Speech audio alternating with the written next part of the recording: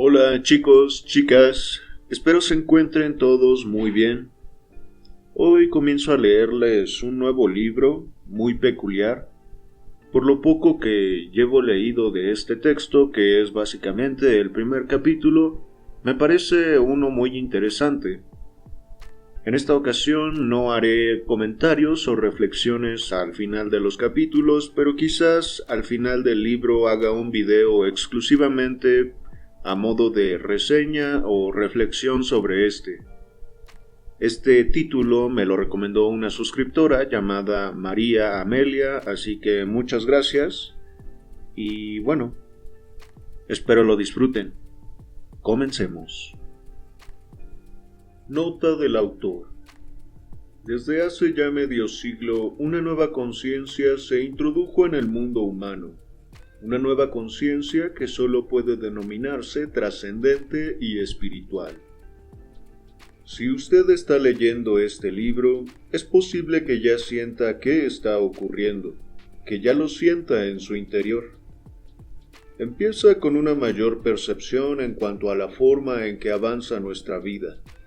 Notamos los hechos fortuitos que ocurren en el momento justo y que hacen aparecer precisamente a los individuos indicados para dar a nuestra vida un rumbo nuevo e inspirador.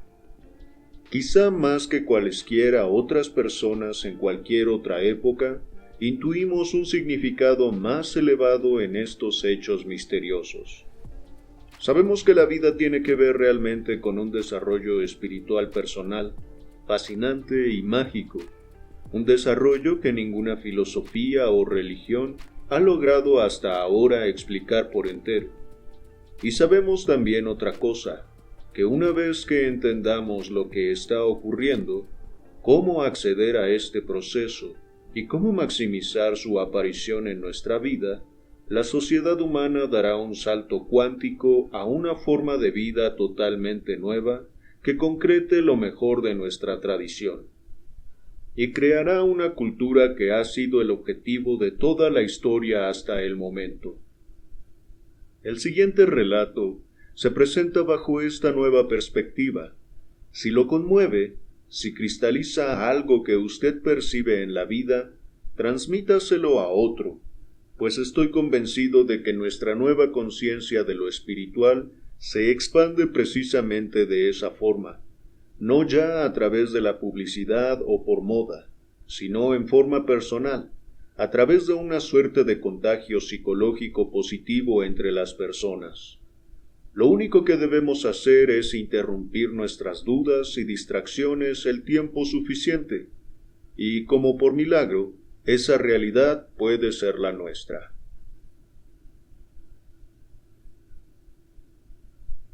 Una masa crítica. Llegué hasta el restaurante y estacioné. Luego me recliné en el asiento para pensar un momento. Sabía que Charlene estaba adentro, esperando para hablar conmigo. ¿Pero por qué? Hacía 6 años que no tenía noticias de ella. ¿Por qué volvía a aparecer ahora, justo cuando yo me había recluido en el bosque por una semana? Bajé de la camioneta y caminé hasta el restaurante. A mi espalda, el último resplandor de una puesta de sol se hundía al oeste y derramaba rayos de ámbar dorado sobre el estacionamiento húmedo. Una hora antes, un breve chaparrón había mojado todo, y ahora la noche de verano era fresca y renovada, y por el efecto de la luz evanescente parecía casi surrealista. Una media luna colgaba en el cielo. Mientras caminaba, viejas imágenes de Charlene se agolpaban en mi mente. ¿Seguiría siendo bella e intensa? ¿Cómo la habría cambiado el tiempo?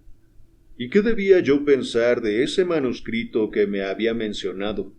Ese antiguo objeto encontrado en Sudamérica sobre el cual estaba ansiosa por hablarme. Tengo una espera de 2 horas en el aeropuerto, había dicho por teléfono. ¿Podemos cenar juntos? Te encantará lo que dice este manuscrito. Es justo tu tipo de misterio. ¿Mi tipo de misterio? ¿Qué había querido decir con eso? Adentro, el restaurante se hallaba lleno. Había varias parejas esperando mesa. Cuando encontré a la mesera me dijo que Charlene ya estaba ubicada y me condujo al entrepiso, sobre el comedor principal.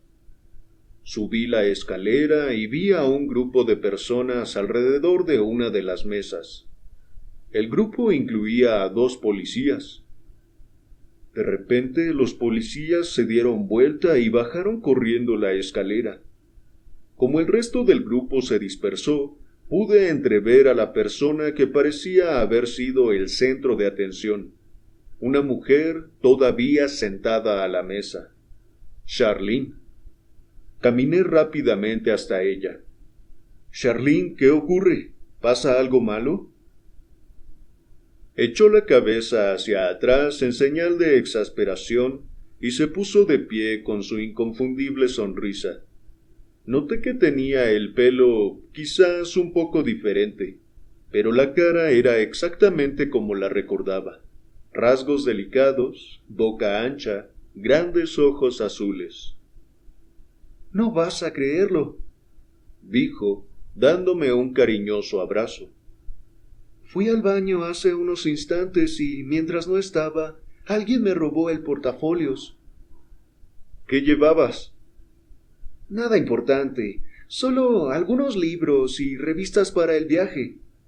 «Es increíble. Las personas sentadas a las otras mesas me dijeron que alguien pasó, lo tomó y se fue.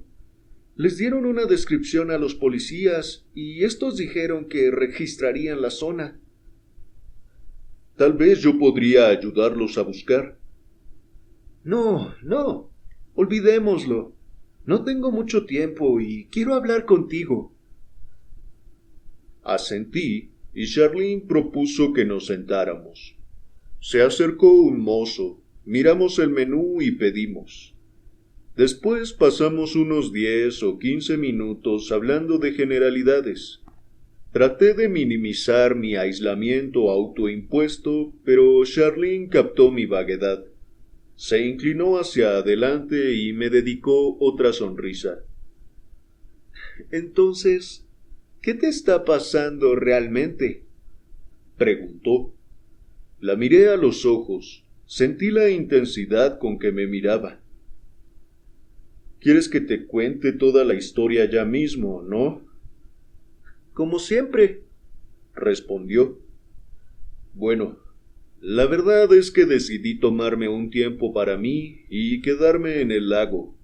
Estuve trabajando mucho y desearía cambiar el rumbo de mi vida».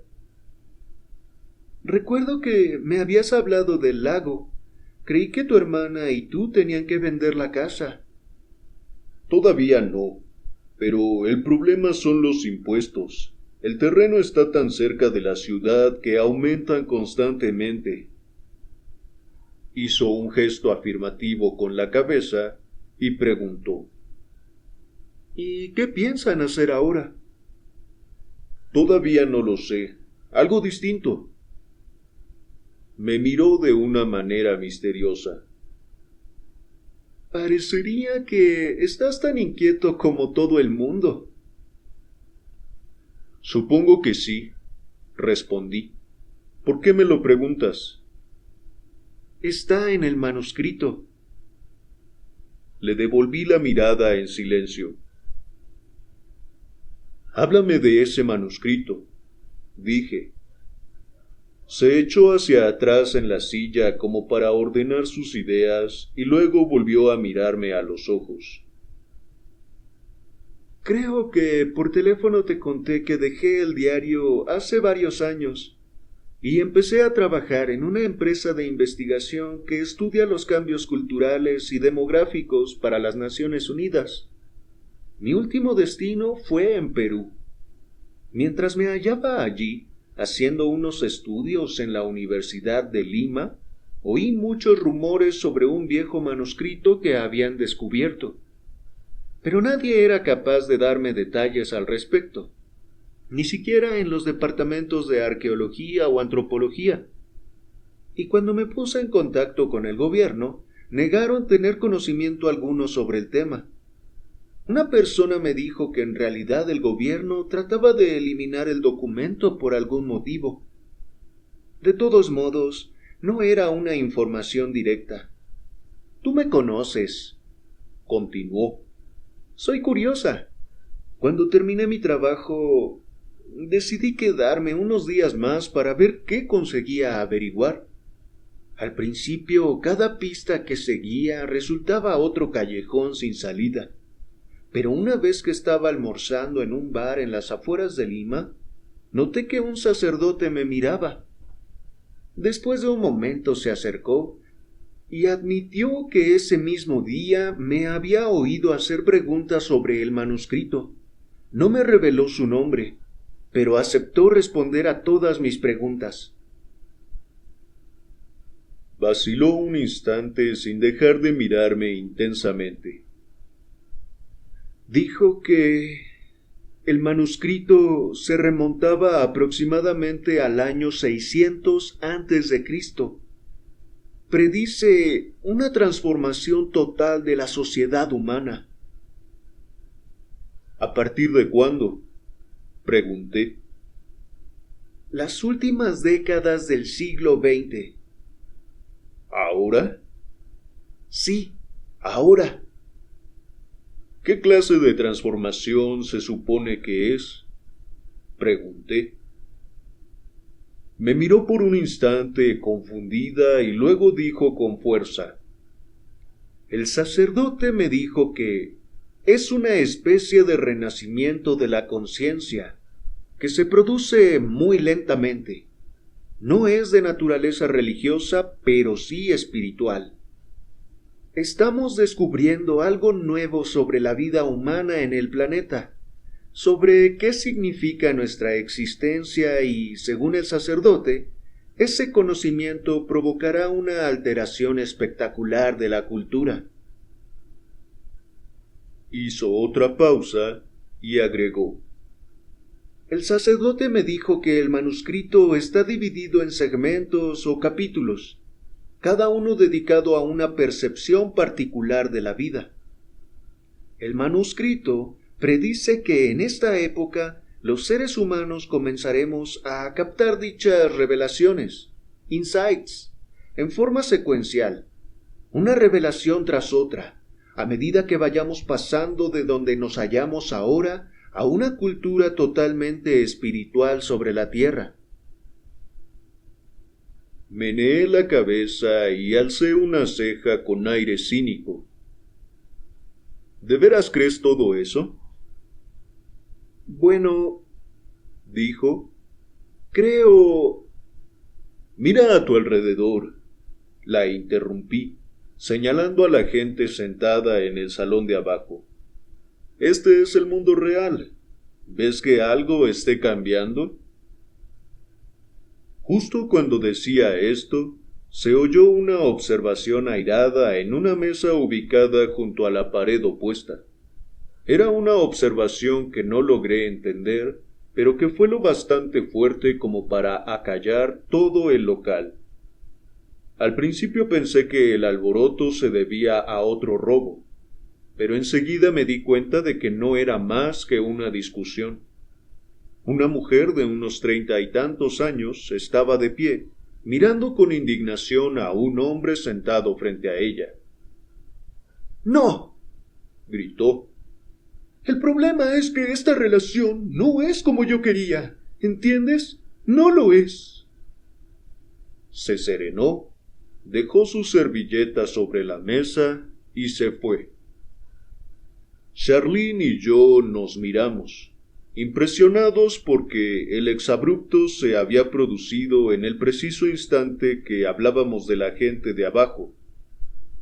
Al final, Charlene señaló con un gesto la mesa en la que el hombre se había quedado solo y comentó: lo que está cambiando es el mundo real. ¿Cómo?, pregunté, todavía un poco perplejo. La transformación comienza con la primera revelación, y según el sacerdote, esta revelación siempre aparece en forma inconsciente al principio, como una profunda sensación de inquietud. ¿Inquietud? Sí. ¿Qué estamos buscando? De eso se trata justamente. Al principio no lo sabemos con certeza. Según el manuscrito, empezamos a vislumbrar un tipo de experiencia alternativa, momentos de nuestra vida que son de algún modo diferentes, más intensos e inspiradores. Pero no sabemos qué es esa experiencia, ni cómo hacerla durar, y cuando termina quedamos insatisfechos e inquietos, con una vida que vuelve a parecernos común. ¿Crees que detrás de la ira de esa mujer estaba esta inquietud? Sí. Ella es como todo el mundo. Buscamos una mayor plenitud en nuestra vida, y no toleramos nada que nos tire abajo. Esa búsqueda constante es la que está detrás de la actitud de primero yo, que caracterizó las últimas décadas, y que nos afecta a todos, desde Wall Street hasta las patotas callejeras. Me miró directamente. Y en cuanto a las relaciones, nos mostramos tan exigentes que las estamos volviendo casi imposibles. La observación me trajo a la mente mis dos últimas relaciones. Ambas habían empezado con gran intensidad, y ambas al cabo de un año fracasaron. Cuando volví a concentrarme en Charlene, ella esperaba con actitud paciente. ¿Qué es exactamente lo que hacemos con nuestras relaciones románticas? Pregunté. Hablé largo tiempo con el sacerdote sobre el tema, respondió. Dijo que cuando en una relación las dos partes son demasiado exigentes, cada uno espera que el otro se adapte a su propio mundo y comparta siempre las actividades que elija. Se produce inevitablemente una batalla de egos. Lo que dijo dio en la tecla. Mis dos últimas relaciones habían degenerado, de hecho, en luchas de poder. En ambas situaciones habíamos desembocado en un conflicto de actividades. El ritmo era demasiado acelerado. Teníamos muy poco tiempo para coordinar nuestras ideas diferentes en cuanto a qué hacer, a dónde ir, qué intereses compartir. Al final, el tema de quién mandaría y establecería las actividades del día se convirtió en una dificultad insoluble. Debido a esa batalla por el dominio, continuó Charlene, el manuscrito dice que nos resultará muy difícil permanecer con la misma persona durante el tiempo que sea. No parece algo muy espiritual, comenté. Eso es exactamente lo que le dije al sacerdote, respondió. Y él me contestó que, por lo que él sabía, si bien la mayoría de los males recientes de la sociedad derivan de esa inquietud y esa búsqueda, el problema es temporario y va a terminar. Por fin, vamos tomando conciencia de lo que buscamos en realidad, de cómo es esa otra experiencia más plena. Cuando la captemos en su totalidad, habremos alcanzado la primera revelación. Llegó nuestra cena, de modo que hicimos una pausa de varios minutos mientras el mozo nos servía más vino y cada uno probaba la comida del otro. Al estirar el brazo para tomar un trozo de salmón de mi plato, Charlene frunció la nariz y se echó a reír. Me di cuenta de lo fácil que era estar con ella. Muy bien, dije. ¿Cuál es esa experiencia que estamos buscando? ¿Qué es la primera revelación? Vaciló. Al parecer, no sabía muy bien cómo empezar. Es difícil de explicar, repuso, Pero el sacerdote lo expresó de la siguiente manera. Dijo que la primera revelación se produce cuando tomamos conciencia de las coincidencias que hay en nuestra vida. Se inclinó hacia mí. ¿Alguna vez tuviste un presentimiento o cierta intuición en cuanto a algo que querías hacer o a una medida que quisieras tomar en tu vida? ¿Y te preguntaste cómo podía ocurrir? Y después de haberlo casi olvidado para concentrarte en otras cosas, de repente te encontraste con alguien, o leíste algo, o fuiste a alguna parte que llevaba precisamente a la oportunidad que buscabas. Bueno, continuó, según el sacerdote, esas coincidencias se producen cada vez con mayor frecuencia, y cuando eso ocurre, nos da la impresión que es algo que está más allá de lo que podría esperarse por pura casualidad. Es una experiencia que provoca una sensación de misterio y excitación, y por consiguiente nos sentimos más vivos.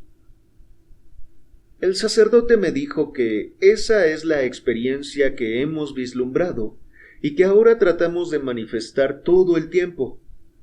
Cada día son más las personas convencidas de que este movimiento misterioso es real y que significa algo, de que por debajo de la vida cotidiana está sucediendo otra cosa. Esta conciencia es la primera revelación. Me miró expectante, pero no dije nada. ¿No te das cuenta?, preguntó. La primera revelación es una reconsideración del misterio inherente que rodea nuestra vida individual en el planeta. Experimentamos esas misteriosas coincidencias y aunque todavía no las entendamos, sabemos que son reales. Estamos volviendo a sentir, como en la infancia, que hay otro lado de la vida que todavía tenemos que descubrir. Algún otro proceso que opera entre bambalinas.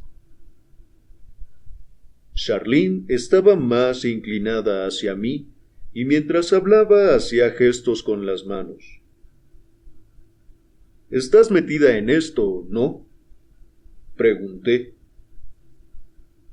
«Recuerdo una época», contestó con severidad, «en que hablabas de esta clase de experiencias». El comentario me sacudió. Tenía razón. Durante un periodo de mi vida yo había experimentado esas coincidencias e intentado incluso entenderlas psicológicamente. En algún momento mi visión había cambiado. Empecé a considerar que esas percepciones por algún motivo eran inmaduras y poco realistas, y hasta dejé de notarlas. Miré fijo a Charlene y dije a la defensiva: «Es probable que en esa época estuviera leyendo sobre filosofía oriental o misticismo cristiano. Eso es lo que recuerdas. De todos modos, sobre eso que tú llamas primera revelación, se ha escrito muchas veces, Charlie. ¿Qué diferencia hay ahora? ¿De qué manera una percepción de circunstancias misteriosas va a traer aparejada una transformación cultural?» Charlene miró la mesa por un instante y luego a mí. «No me malinterpretes», dijo. «Es indudable que esa conciencia ya fue experimentada y descrita antes. De hecho, el sacerdote insistió en que la primera revelación no es algo nuevo. Dijo que los individuos han sido conscientes de esas coincidencias injustificadas a lo largo de la historia, y que esa ha sido la percepción subyacente en muchos grandes intentos de la filosofía y la religión.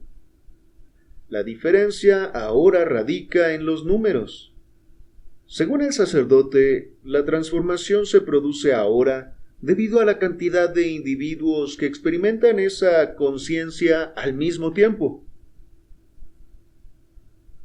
«¿Qué quiso decir exactamente?», Pregunté. Según él, el manuscrito afirma que la cantidad de personas conscientes de esas coincidencias empezaría a aumentar considerablemente en la sexta década del siglo XX, y que ese aumento continuaría hasta algún momento cercano al comienzo del siglo siguiente, cuando alcanzaríamos un nivel específico de dichos individuos, un nivel que considero como una masa crítica. El manuscrito predice, continuó, que una vez que alcancemos esa masa crítica, toda la cultura empezará a tomar en serio esas experiencias coincidentes. Nos preguntaremos en masa qué proceso misterioso se halla implícito en la vida humana sobre el planeta. Y esta pregunta, formulada al mismo tiempo por suficiente cantidad de personas, permitirá que otras revelaciones lleguen también a la conciencia. Porque, de acuerdo con el manuscrito, cuando un número suficiente de individuos pregunte seriamente qué pasa en la vida, empezaremos a averiguarlo. Las demás revelaciones irán manifestándose una tras otra. Hizo una pausa para comer un bocado.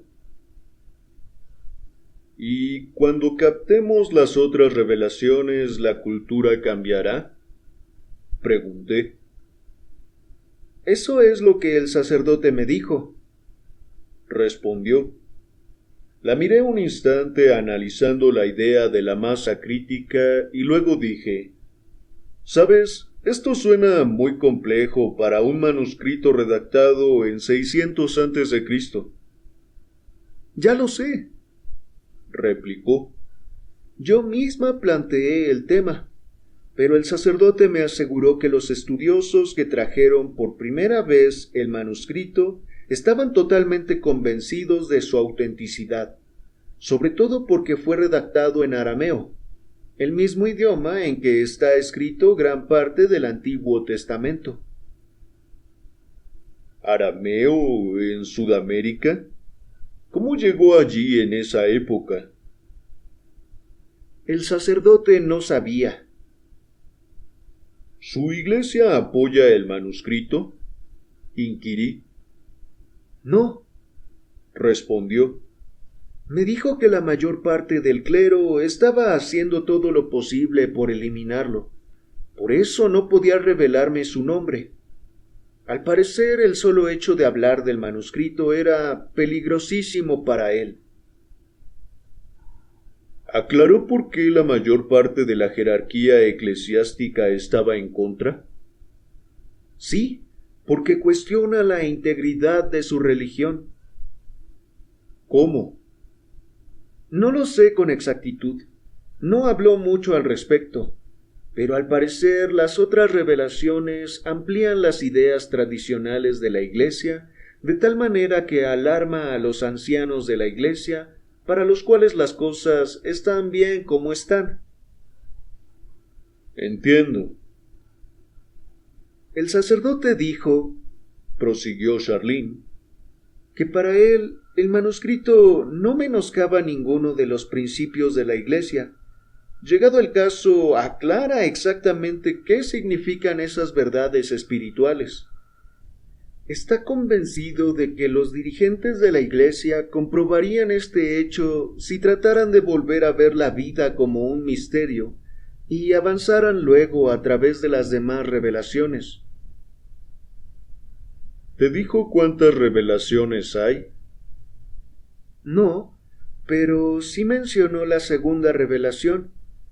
Me dijo que es una interpretación más correcta de la historia reciente que explica con mayor profundidad la transformación. ¿Se explayó sobre el tema? No, no tenía tiempo. Debía irse para encargarse de un asunto.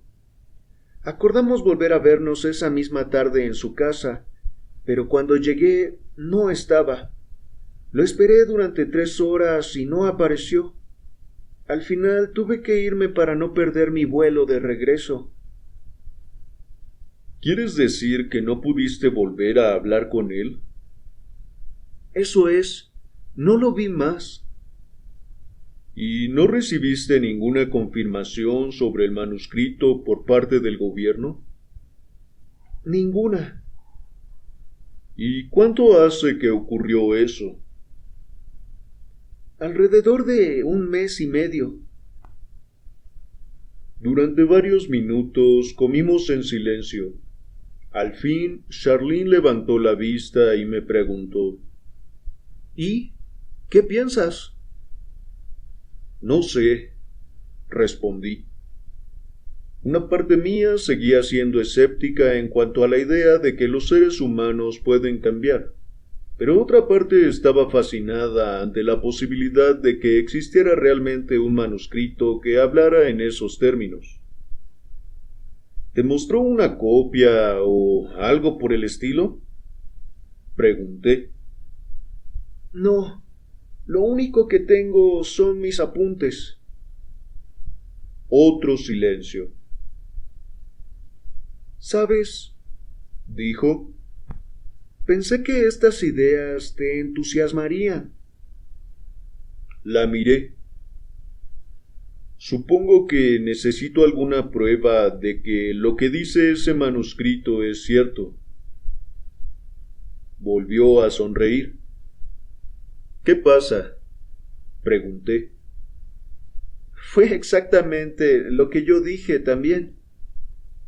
¿A quién? ¿Al sacerdote? Sí. ¿Qué te contestó? Dijo que la experiencia es evidencia. ¿Qué quiso decir con eso? Quiso decir que nuestra experiencia convalida lo que afirma el manuscrito. Cuando reflexionamos de verdad sobre la manera en que nos sentimos en nuestro interior, sobre cómo evoluciona nuestra vida a esta altura de la historia, vemos que las ideas del manuscrito son lógicas, que suenan a verdad. Vaciló. ¿A ti te suenan lógicas? Pensé un momento. ¿Suena lógico? ¿Todos estamos tan inquietos como yo? Y en ese caso, nuestra inquietud deriva de la simple percepción, la simple conciencia formada durante 30 años de que en verdad la vida es algo más de lo que conocemos, más de lo que podemos experimentar.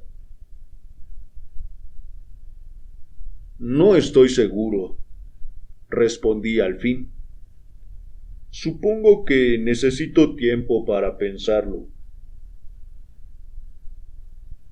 Salí al jardín aledaño al restaurante y me quedé parado detrás de un banco de cedro, frente a la fuente. A mi derecha veía las luces titilantes del aeropuerto y oía los motores rugientes de los aviones listos para despegar. ¡Qué hermosas flores!, oí decir a Charlene detrás de mí. Me volví y la vi acercarse por el camino, admirando a cada paso las hileras de petunias y begonias que bordeaban la zona para sentarse. Se detuvo a mi lado y la abracé. Los recuerdos invadieron mi mente. Años atrás, cuando los dos vivíamos en Charlottesville, Virginia, habíamos pasado muchas noches juntos hablando. La mayoría de nuestras conversaciones giraban en torno de teorías académicas y crecimiento psicológico.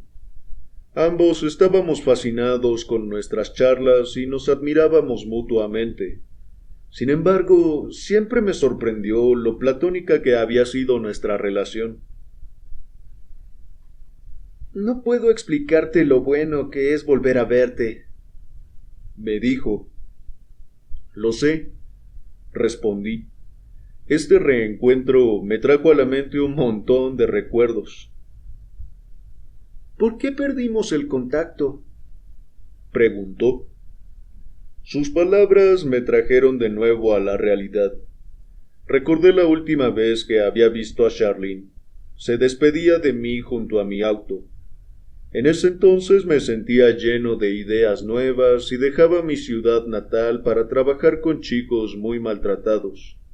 Creía saber la forma en que esos chicos podrían trascender las intensas reacciones y el juego obsesivo que les impedía salir adelante en la vida. No obstante, con el tiempo, mi enfoque falló. Tuve que admitir mi ignorancia. La forma en que los seres humanos podrían librarse de su pasado seguía siendo un enigma para mí. Al analizar los 6 años anteriores, ahora tenía la certeza de que la experiencia había sido valiosa. Sin embargo, también sentía la necesidad de avanzar. Pero, ¿hacia dónde? ¿Para hacer qué? Desde la época en que me había ayudado a cristalizar mis ideas sobre los traumas infantiles, solo había pensado unas pocas veces en Charlene. Y ahora aquí estaba otra vez en mi vida. Y nuestra conversación seguía siendo tan apasionante como antes. Supongo que el trabajo me absorbió por completo, dije. A mí también, respondió. En el diario debía hacer una nota tras otra. No tenía tiempo para ver otra cosa. Me olvidé de todo. Le sacudí el hombro. ¿Sabes, Charlene? Había olvidado lo bien que podemos hablar.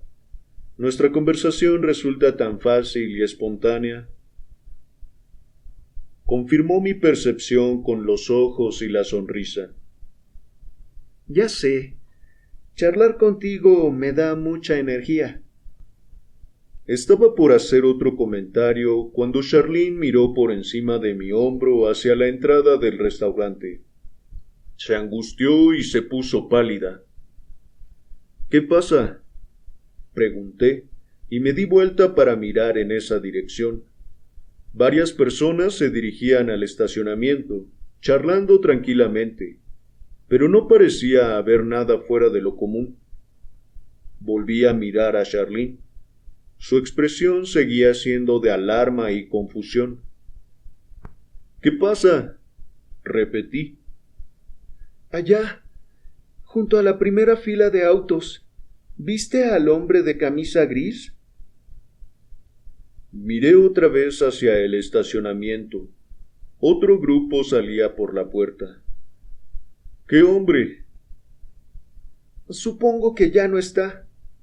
Se resignó, al tiempo que se esforzaba por ver. Me miró a los ojos. Cuando las personas de las otras mesas describieron al hombre que robó mi portafolio, dijeron que era casi calvo, que tenía barba y llevaba puesta una camisa gris. Creo que lo vi allí, entre los autos, mirándonos. Se me hizo un nudo de ansiedad en el estómago. Le dije a Charlene que regresaría en un minuto y fui al estacionamiento a echar un vistazo, cuidando de no alejarme demasiado. No vi a nadie que respondiera a la descripción. Cuando volví al banco, Charlene dio un paso hacia mí y me dijo con suavidad: ¿Supones que esa persona cree que tengo una copia del manuscrito? ¿Y que por eso se llevó mi portafolio? ¿Estará tratando de devolvérmelo? No lo sé, pero llamaremos de nuevo a la policía y les diremos lo que viste. Creo que también deberían investigar a los pasajeros de tu vuelo. Entramos y llamamos a la policía. Cuando llegaron los pusimos al tanto de lo ocurrido. Pasaron 20 minutos registrando cada auto, luego de lo cual aclararon que no podían invertir más tiempo en eso. Sí aceptaron revisar a todos los pasajeros del avión que abordaría Charlene. Una vez que la policía se hubo ido, Charlene y yo quedamos otra vez juntos frente a la fuente. ¿De qué hablábamos antes de que yo viera a ese hombre?, preguntó. De nosotros, respondí. Charlene, ¿por qué se te ocurrió ponerte en contacto conmigo por todo esto? Me miró perpleja. Cuando estaba en Perú y el sacerdote me hablaba del manuscrito, me acordaba de ti todo el tiempo. Ah, ¿de veras? En aquel momento no le di ninguna importancia. Continuó. Pero más tarde, después de regresar a Virginia, cada vez que pensaba en el manuscrito me acordaba de ti. Empecé a llamar varias veces y siempre había algo que me distraía. Después me dieron este trabajo en Miami, donde me dirijo ahora, y descubrí, apenas subí al avión, que hacía una escala acá. Cuando aterrizamos busqué tu número. Tu contestador automático decía que llamaran al lago solo en caso de urgencia, pero decidí que debía intentarlo. La miré un instante sin saber qué pensar. Por supuesto, repuse. Me alegra que lo hayas hecho. Charlene miró el reloj. Se está haciendo tarde. Mejor que vuelva al aeropuerto. Te llevaré. Nos dirigimos a la terminal principal y caminamos hasta la zona de embarque. Yo iba atento a cualquier cosa desacostumbrada. Cuando llegamos, la gente ya estaba subiendo al avión y uno de los policías que habíamos visto verificaba a cada pasajero. Al acercarnos nos dijo que había observado a todas las personas que debían embarcar y ninguna respondía a la descripción del ladrón. Le dimos las gracias y cuando se fue, Charlene se volvió y me sonrió. Es mejor que me marche ya, dijo, y estiró la mano para tomarme del cuello. Aquí tienes mis números de teléfono.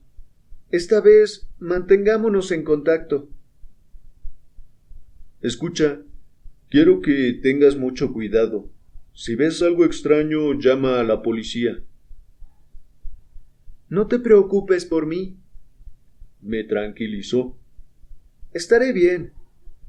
Nos miramos intensamente durante un momento. ¿Qué piensas hacer con lo del manuscrito? Pregunté. No lo sé. Escuchar los informativos de noticias, supongo. ¿Y si lo censuran? Me dedicó otra de sus amplias sonrisas. Lo sabía, dijo. Quedaste enganchado. Te dije que te encantaría. ¿Qué piensas hacer tú? Me encogí de hombros. Probablemente ver si puedo averiguar algo más. Perfecto. Si es así, házmelo saber. Nos despedimos otra vez y ella se alejó. La vi darse vuelta una vez y saludar, y luego desapareció por el corredor de embarque. Caminé hasta mi camioneta y emprendí el viaje hasta el lago. Me detuve solo para cargar nafta. Al llegar, salí a la galería cubierta y me senté en una de las mecedoras. Era una noche ruidosa, llena de grillos y ranas de los árboles, y a lo lejos podía oír incluso un chotacabras. Al otro lado del lago, la luna había bajado hacia el oeste y sobre la superficie del agua llegaba hasta mí el reflejo de una línea ondulada. La noche había sido interesante, pero yo seguía sintiéndome escéptico en cuanto a la idea de una transformación cultural. Como muchos, había quedado atrapado en el idealismo social de las décadas de los 60 y 70, e incluso en los intereses espirituales de los 80. Sin embargo, era muy difícil juzgar lo que estaba pasando realmente. ¿Qué clase de nueva información podía cambiar la totalidad del mundo humano? Sonaba demasiado idealista y tirado de los pelos. Después de todo, los seres humanos han vivido en el planeta durante mucho tiempo. ¿Por qué habríamos de experimentar una revelación de la existencia ahora, tan tarde. Observé el agua unos minutos más, luego apagué las luces y me fui al cuarto a leer. A la mañana siguiente me desperté de golpe, con un sueño todavía fresco en la mente. Durante 1 o 2 minutos miré el techo de la habitación y recordé con claridad las imágenes.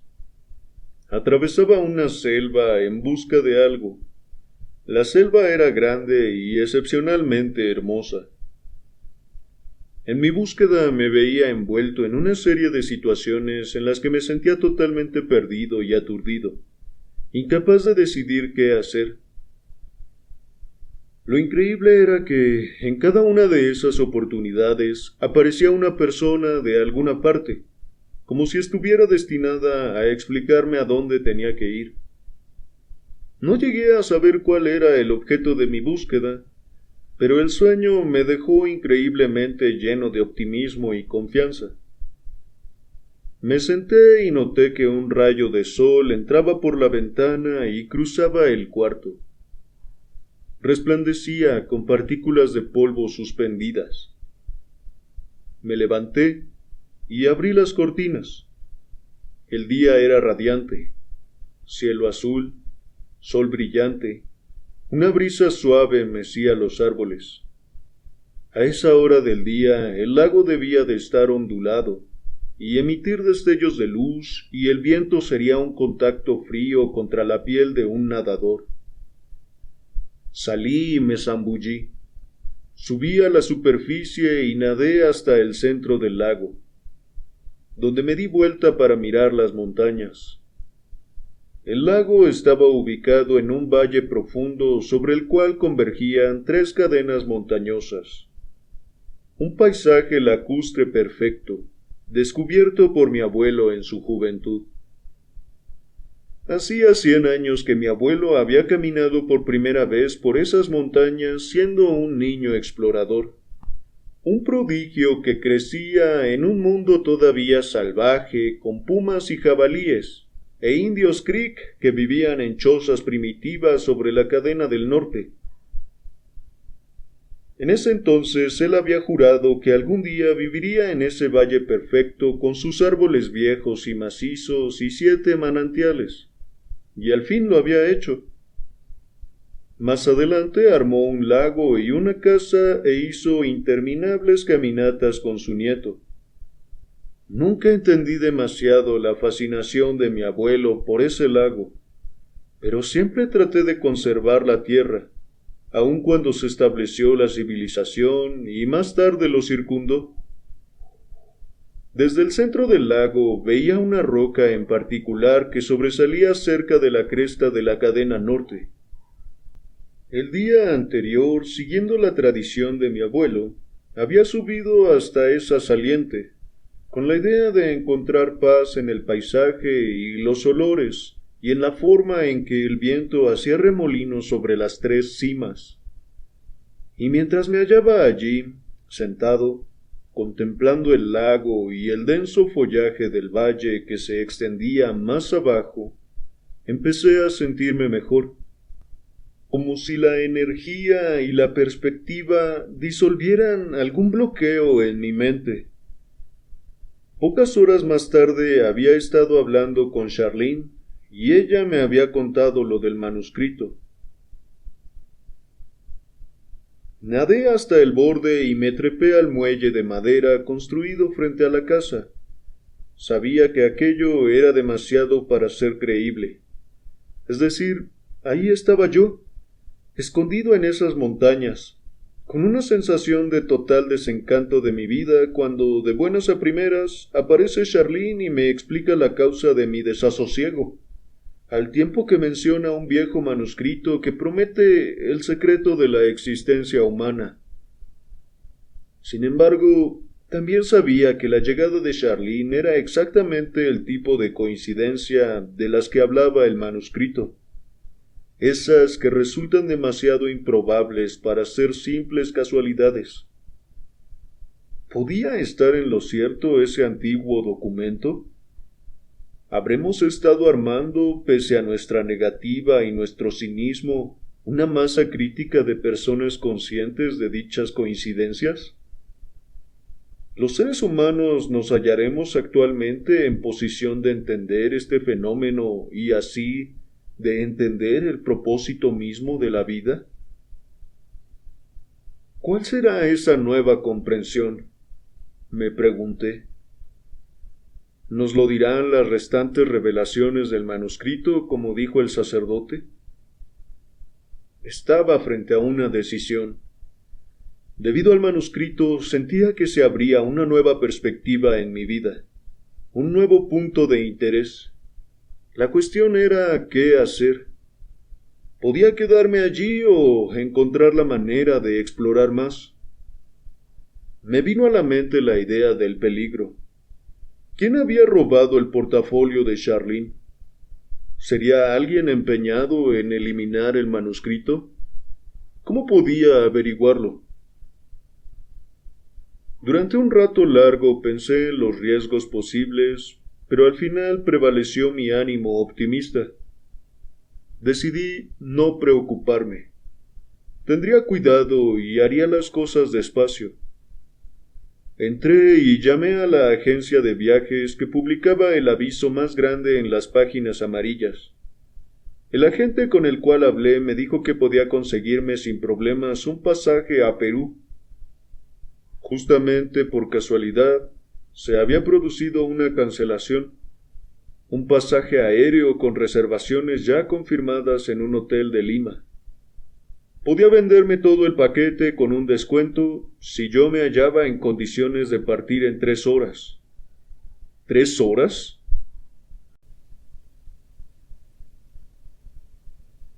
Bien, chicos, chicas, hasta aquí el capítulo de hoy. Espero que lo hayan disfrutado. Si fue así, dejen un comentario aquí abajo, un pulgar arriba, y si así lo desean, también compártanlo con alguna persona a la que sientan que este libro le serviría o le gustaría. En fin, yo soy Roberto y ha sido un placer leerles. Nos vemos.